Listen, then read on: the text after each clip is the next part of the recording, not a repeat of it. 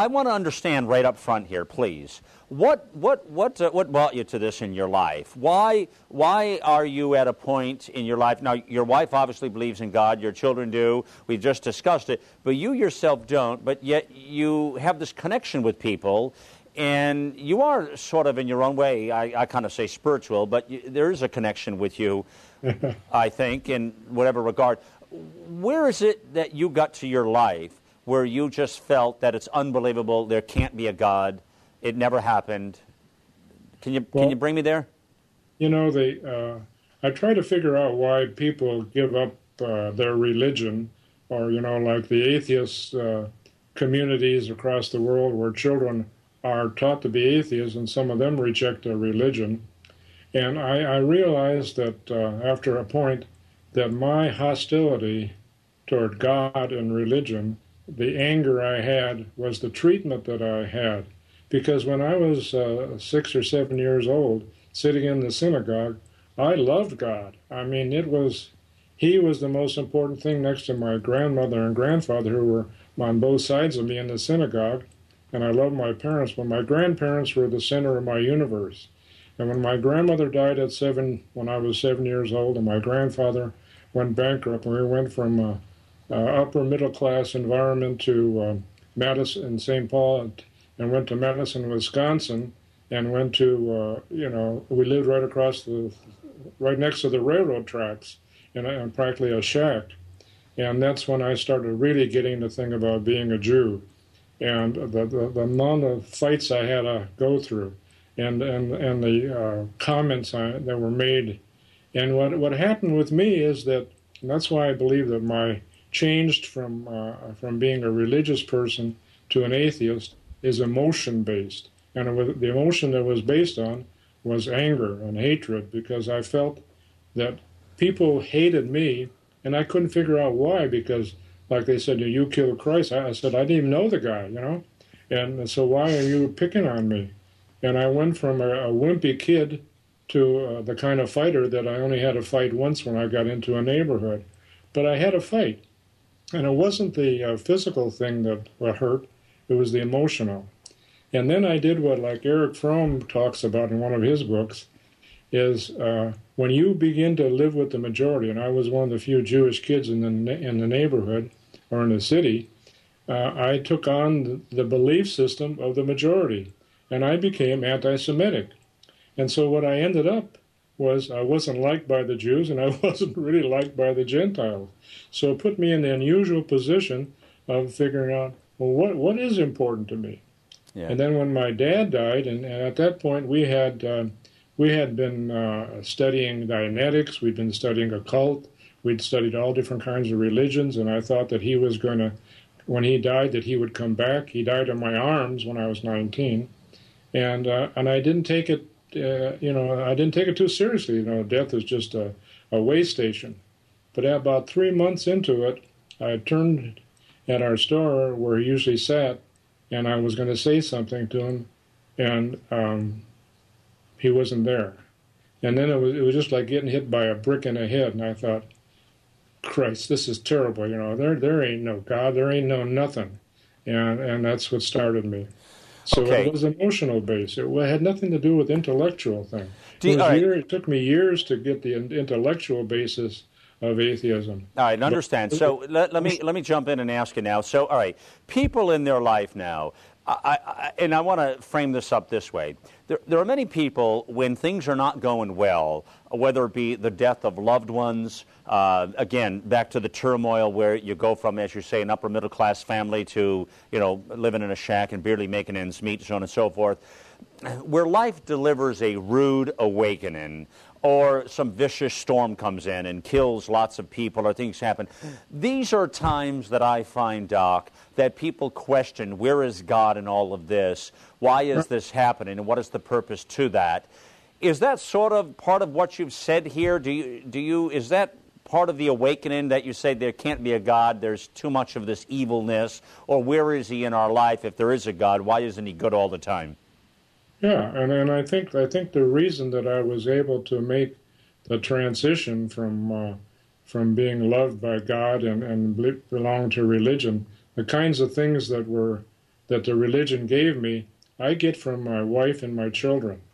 The love that I get, and also I got it when as a teacher. You know, I wouldn't say I loved all my kids, but I respected all of them, and I treated them well, and they in turn treated me well. Okay. So I was filled with the feeling that if you showed people respect, you got it back. Because I dealt with at-risk kids, and I never had troubles with them. Right. I want to ask you a big question here, and here it is. What if you're wrong?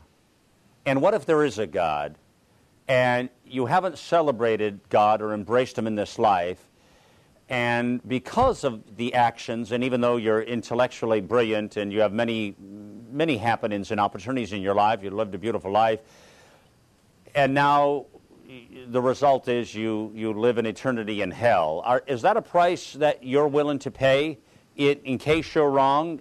I mean, does that make sense? I mean, are you willing to pay that price because you might be wrong? Or is there at some point of life, do you have an awakening thinking that, well, wow, I need to get it together because I don't know how long I'm going to be on the planet?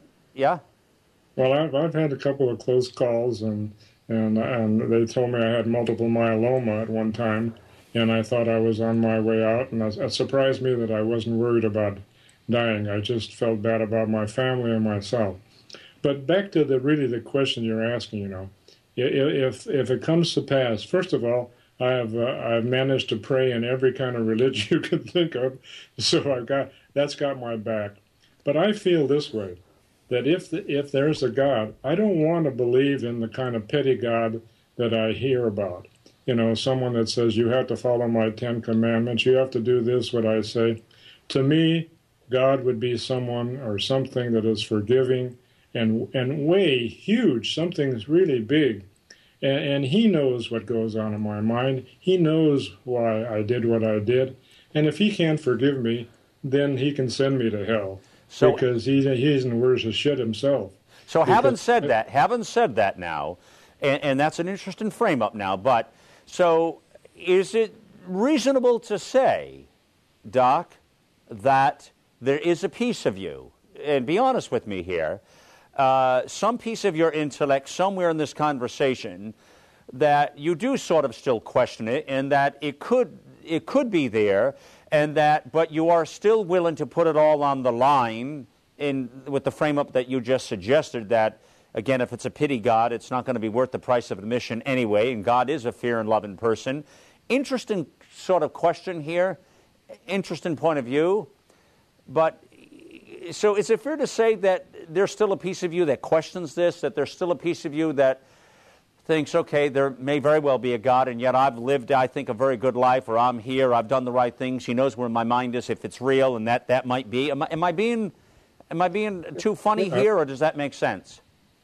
Actually, what I think about is that, you know, I've read all the things that supposedly prove that God doesn't exist, and I also read most of the things where people say that proves God exists. And Victor Stenger, who wrote his falsification premise, that frankly either I didn't understand or I didn't understand it because I didn't agree with it. My feeling is that there's no way that you can possibly rationally explain or believe or disprove or prove that something as enormous as the real conception, you know, where He's omniscient and omnipresent, you know, He's everywhere all the time and created everything. Something that big, you know, it's very difficult to prove or disprove. It's hard to wrap your mind around it. Let's face it. That argument with people anymore. Yeah. And my mind is open. That's why I get along with so many of the religious people, because I really am fascinated with how their mind works and how they can rationalize or figure out or be comfortably, you know, with what they believe. Because what I said in the beginning, I believe that my atheism is emotionally based, and then as years went on, and I used my intellect to justify it. Okay. And I think the same thing with people that believe in God. It's an emotional thing because you want to believe it. It makes you feel good, and then you find the intellectual rationalization or reasons to explain it. All right. Okay, if it makes you happy, good for you. All right, but now, before we leave this point of conversation here we're having, So I hear you, and there still is the point or hope for you that there could be a God. And in the respect that you haven't 100% ruled that out from what I'm gathering from you. And again, I see what you're doing with the emotional and the intellect and where this collides. And I understand what you're talking about. And I think every human being has questioned the big picture at one point or another, Doc. But you've kind of put it out there to say that if God really is just, if God is understanding, if he really knows where our hearts and our minds is, he'll know where mine is at, and therefore you might still have a shot in this game somewhere. So at that point, you're not expecting. I don't want to be funny here, but you're not. I guess from you, you're not really expecting to spend eternity in hell, are you? Well, I don't believe in hell. No, I don't think it'll ever happen. Okay, all right. If I'm comfortable with. Okay, and if by chance in the years ahead your intellect continues to develop ideas and thoughts that God is there, do you ever think you could embrace that more, that concept? Well, I've had a lot of people on that talk about energy, and after you die, that the energy that you goes on in some way, and I like that idea. It appeals to me because I don't want to be nothingness, and nobody wants to be nothingness. But, in my book, I say that we feel insignificant. And in the cosmology, sense, we are insignificant. Okay. But to me, the reason I wrote the book is I want people to understand that you don't have to believe in God if you have people that love you, and if you love people, and if you have mutual respect for other people. You can replace what religion gives you with love for the other human beings and by treating them properly. That's really my message. Right. And you have a solid message. There's no question about it. And I in talking to you and have heard you now many times, I said to you, the last time you and I spoke on the radio, by the way, I said to you it was my mission to turn you on to God, didn't I? Right? Yeah, I said that on your radio program. And by the way, right. I want to tell folks right now, you have a fascinating radio program. It's called Rewiring Your Brain. Rewiring Your Brain. And people can get it, I believe, through Blog Talk Radio. Is that correct?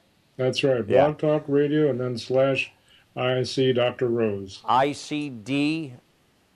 Yeah, IC. IC Dr. Rose. Got it. And it is a fascinating concept. You have really interesting people on, and I like that about what you're doing here.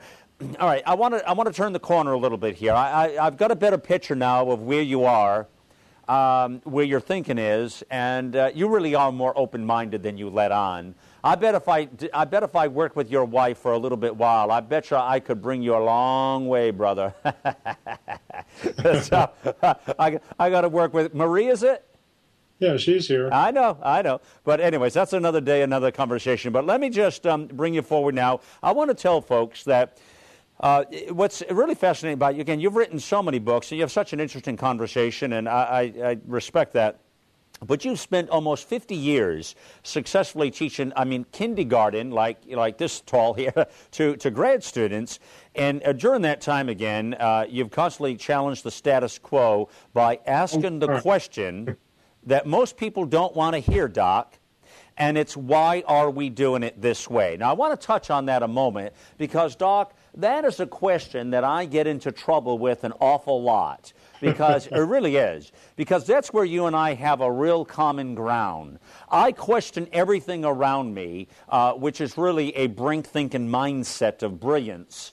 And we're never happy. We're never satisfied with the status quo, which is what kind of gets you into a lot of trouble. I can see that because after that, I know it went on to say somewhere that I know some of the management and leaders of these organizations they look at you as the troublemaker, as they do Malcolm. I was never a good board member or a good committee member. You know that. I mean, I was a leader, not a follower. So if you want me in a committee, I'm going to tell you the damn truth. If you don't like it, too bad. You're kind of the same way, aren't you? Yeah, well, the difference between you and you were a good leader, but I wasn't a good leader because I like to go my own way. And the people that follow me would say, we just get used to following some of the things you do, and then you go off another tangent.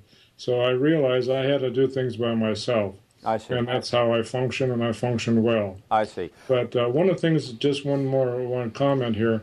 If they want to understand really why I changed from a Jewish kid to an atheist, tell them to take a look at book Godless, God, what did I call it? The book, I have it right here. I've got it. Godless and the Good Life. No. God intoxicated and being paranoid. That's kind of my autobiographical fiction book. I see. God intoxicated, becoming paranoid. And where do we get those from? Where do we get those from? I became a paranoid person. Yeah, where do we get those from? You get it. You get it at all the bookstores. Oh, those are books. Okay, fine. All that stuff. All right, fair enough. I wasn't quite sure. All right. So, all right. So, help me back to this. Why are we doing it this way? All right. So, you're sort of one of those minds, one of those intellects that question everything around you. Again, I always refer to people like, Doc, there's not a lot of you out there, but you really are a brink thinker. You're on the cutting edge of thinking. You're trying to rationalize the irrational many times, which is probably what gets you into trouble a great deal. But again, we need people like you. A lot of minds like you are the people who've created some of the best innovations and inventions of our time, and people who've questioned everything around them. They got into an awful lot of trouble in the process, but you know what? When the stakes were down, these people delivered. Yeah, one of the principals said that they wish they could clone me. And I said, no, that wouldn't be a good idea. I said, because all the clones would be going off in different directions, so that wouldn't help. Yeah. You talked about energy earlier. One of the things I'm accused about all the time, Doc, is energy. I have an enormous amount of energy. I wake up in the morning with that energy. I go to bed with that energy. I don't know. For me, I'm here. I'm juiced. I'm ready to take on the day. Energy is something that comes naturally to me. It seems to be you as well. And I've heard a lot of successful people say to me, by the way, that most all successful people, to whatever degree, have, and this is a compliment to a lot of us who have that energy, have an enormous amount of energy. There seems to be a word I'm hearing a bit on the streets here. Do you agree with that statement? Yeah, I agree with that, because especially if you're going to be a malcontent like you are, and that you have to be able to stand up to people, and they do tend to drain your energy. So you have to really be strong to be able to be yourself. Right. Isn't that the truth? Isn't that the truth? It's that is, for that statement, I appreciate it. You know what I do to those people who do that to me? I dismiss them out of my life real quickly. I'm serious. I don't like negative energy, Doc. And if that stuff is around me or people giving me garbage, I really do sort of get away from that. I want to celebrate. I want to live in a positive mode. I don't want all that negative stuff, That's why I don't do well with those kind of people, Seriously. Well, that's what I try to do. That's why I stick around with my wife and family, right, because it's all positive. And right, when I was a teacher, I learned to avoid the teacher's room because there was so much negative energy there. There's a lot of negative energy in the world today. Enormous amounts. You and I have talked about this on national radio. We've discussed it. There's a lot of aspects of this. By the way, I'm going to invite you ahead on my radio program I'm doing, and because that's going to be fun for us to bring this to another crowd out on the West Coast. I look forward to that with you. I think this is a very healthy conversation, all of it, and I think diving into it as you're doing it and really understanding, I think you're a voice that should be heard, and one that questions everything around them in such a way that, like you said, mutual respect. People can make their own minds up. And I think you understand that. You don't have a cult following. You're not trying to do this or that. You're trying to be a reasonable person. You take on the day. I know, I get it. I get it. All right, so what's that? I'd like to come back, and talk about the complete teacher, because there's where I think we can make a big difference in the education if we get enough people to listen, that there are so many things that could be and should be happening in education that aren't. Well, we're going to do that because my producer and our team had said that to me, that clearly education was a piece we need to talk about with you, and we're going to do that ahead. I assure you we'll have massive opportunities to do that, no doubt about it. But again, I want to encourage people at this. I want to take a moment, and I want to encourage everybody listening and watching us right now, Doc, to begin to I want them to stop being part of the baggage, stop being part of the negative energy, and start questioning everything around you. I think the problem with our society today is we're falling into a bunch of rats. And we're sort of both in the political sphere and the business sphere and the educational sphere, and we're allowing all these people, if you will, I call it the Pied Piper effect, and we're all going to hell in a handbag real quick. We've got to encourage more people to stop it and take matters into their own hands, understand what the big picture of life is, and step up, and I think that's been part of your message. Has it not been? I agree. Yeah, I think so. I think from what I've seen from you, I think that's a lot of what you're talking about. So, go ahead. That's exactly right. So why are we doing it this way? So question everything, and that's again what you've done in your life. It's allowed you to have a full life and reach out to so many people. If we're going to tell, Doc, help me here a moment. I always love to give people some ideas or steps or thoughts. If we're going to help or encourage people how to step out of their comfort zones and question everything around them, and why are we doing it this way? Why don't we look at this way or this way? Give me a tip or two that we can give to our viewers, please. Well, I think one thing is that, like we talked earlier or all through this, about mutual respect. You're not going to change people to listen to you if you constantly criticize them. You have to listen and observe the person that you're trying to influence or trying to help, and the only way you can make a difference is by understanding where they are, and then because you have to judge how much you can push, how much you can tell them, how much you can do, because otherwise all you do is you push people further and further away from what you're trying to do. And I made that mistake when I was trying to get teachers to integrate the classrooms and to treat the minority kids differently. And I would get angry at them and say, well, you're just bigots and things like that. And that was not effective. And so I learned from that you don't just, when you're trying to help people, you don't change them by attacking them. You change them by really respecting them and listening to them and trying to see where they're at. Just like I told you about my daughter. I don't agree with the way she feels about Jesus and her new religion, but I love her very much, and I respect her. I went to her baptism and recorded it, video recorded it. So she sees that I accept her as she is.